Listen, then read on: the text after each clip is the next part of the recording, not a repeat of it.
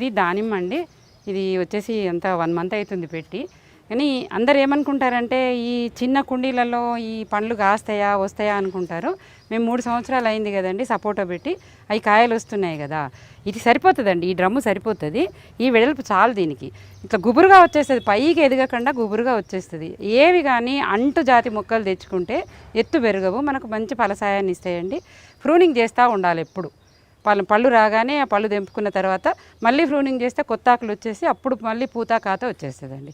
పెద్ద లావుగా ఏదో పెద్ద వృక్షం అయితే కాదు, ఇది మామూలుగానే వస్తుంది. ఇది వచ్చేసి పునాస మామిడి అండి. రవిచంద్ర గారు గిఫ్ట్గా ఇచ్చారండి, మిద్దె తోట నిపుణులు వారు కూడా ఆయన గిఫ్ట్గా ఇచ్చారు. దీనికి కాకపోతే కొంచెం ఇది పెద్దగా పెరుగుతుందేమో అన్న ఉద్దేశంతో 3/4 చేసామండి డ్రమ్మును. అయితే ఒకటే రకం పంట కాకుండా ఇది ఇప్పుడే పెరగట్లేదు కాబట్టి ఇందులో వంగనారు కూడా పోసామండి. ఇంకా రాలేదు, మొన్నే పోసాను వంకాయ నారు కూడా. ఇది 2 అంచెల విధానం అంటారండి దీన్ని. ఈ చెట్టు పైకి వెళ్ళిపోద్ది, కింద చెట్టు కింద వచ్చేస్తుంది.